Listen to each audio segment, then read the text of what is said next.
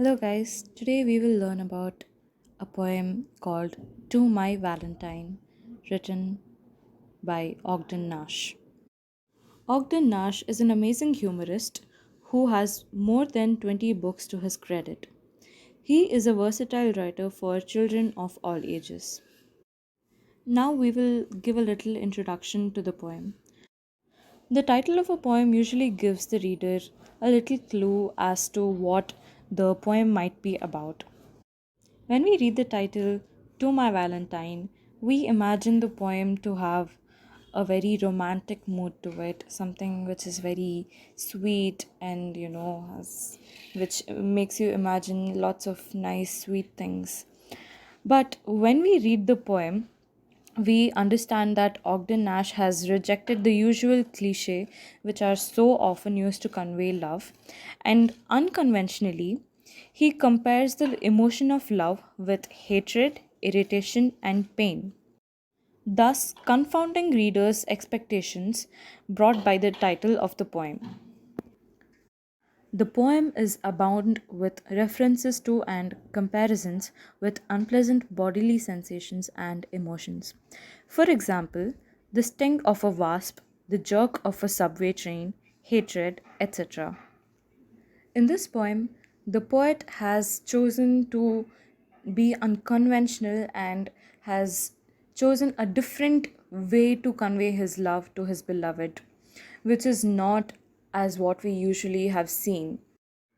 The poet tries his best to show his emotions for his lover in as many ways as possible, which you and I could not have probably imagined.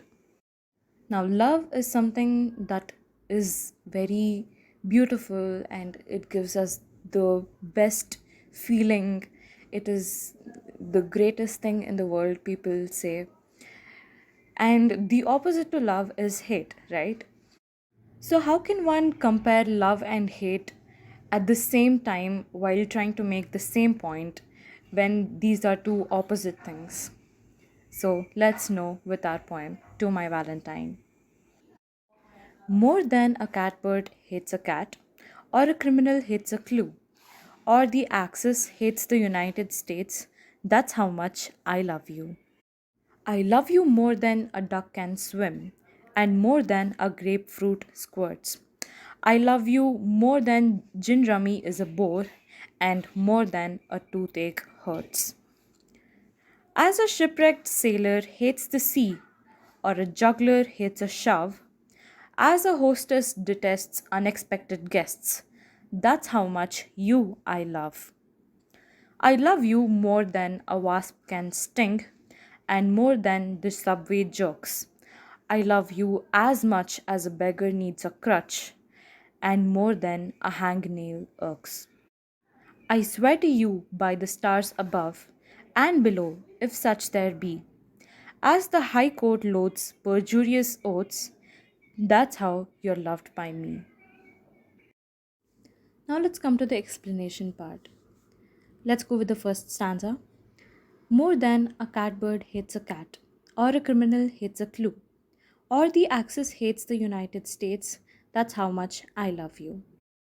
Here, the catbird hates the cat because cats are apex predators and preys on such birds, and therefore the catbird wants to stay as far as possible from the cat. A criminal hates a clue because he can be caught because of the clue and he can be put inside the jail, and that's something that he wants the least, right?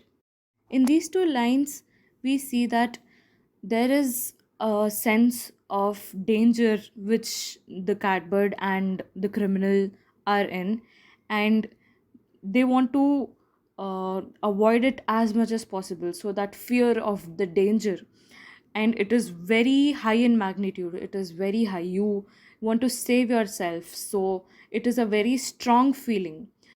So, this magnitude is what the poet is comparing his love for his beloved to. The Axis is a tripartite pact which was made in 1939, and it was signed by three countries, that is, Germany, Italy, and Japan. This pact was an agreement that if the US attacked any of these countries, the other two countries would join their forces and they would help the other country which is in danger. So, as it is very clear, these countries hate the United States so much that they have created this pact, and this amount of hate is what he compares his love for his beloved to. So, this whole stanza is revolving around the emotion of hate, and hate is a very strong emotion. So, this strength is with which he wants to convey his love for his lover. So, now let's look at the second stanza.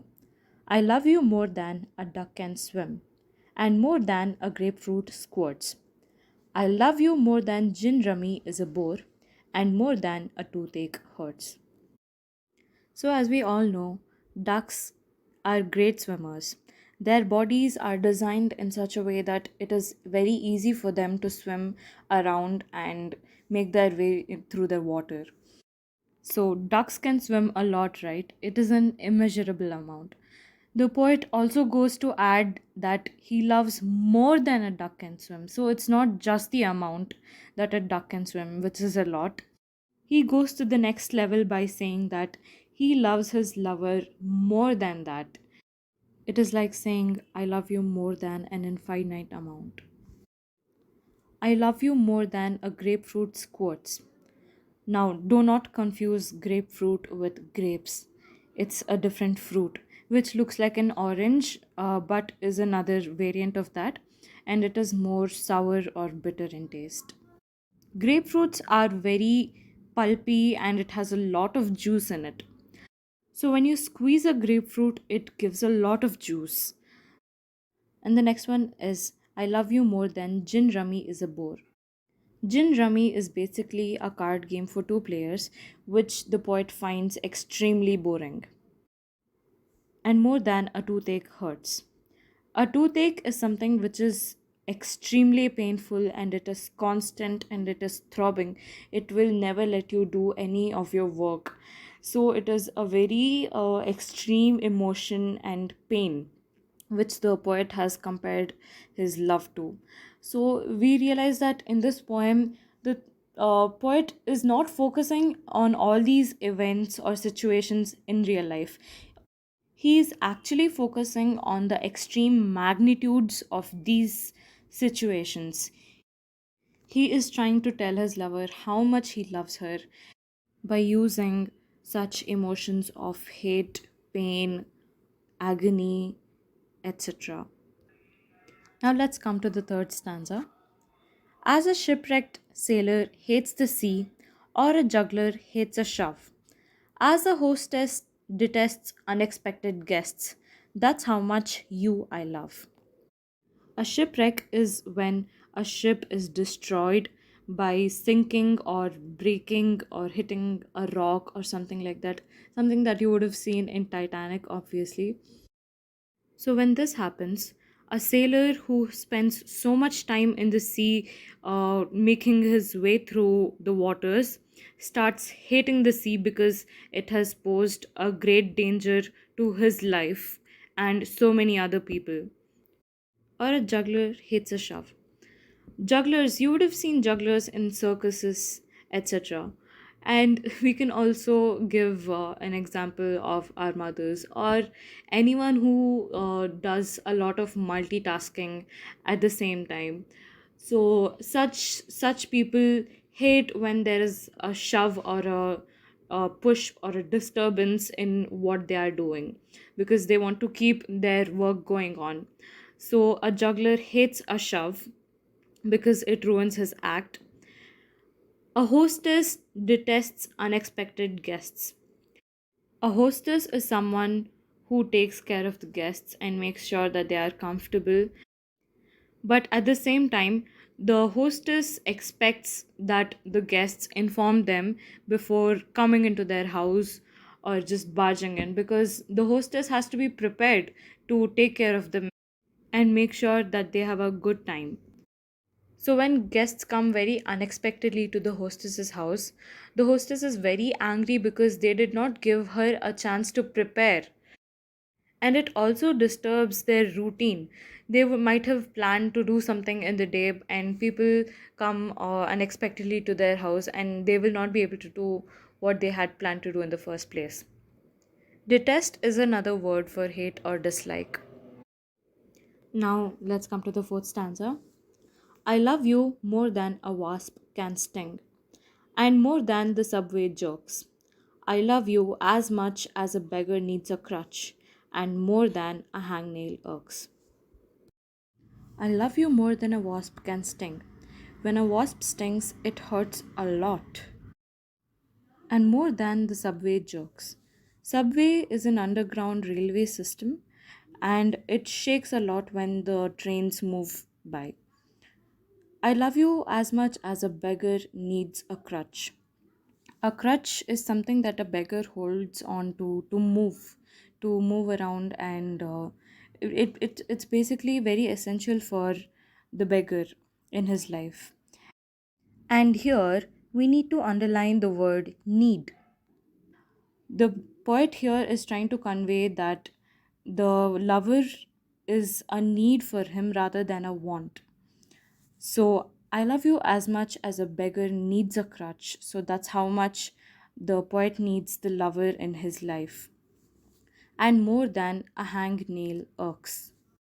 A hangnail is a piece of torn skin at the root of our nails. We all would have experienced it at some or the other point of our lives, and it is extremely painful. Irks is another word for pains. So, this is how much the poet loves his lover. So now let's move on to the last stanza. I swear to you by the stars above and below, if such there be, as the high court loads perjurious oaths, that's how you're loved by me. Here, the poet swears or promises on the stars above in the sky and below. If there were stars on the ground, he would swear on them also, that he loves his beloved as much as the high court loathes. Loathes is a word for hate. Again, loathes perjurious oaths.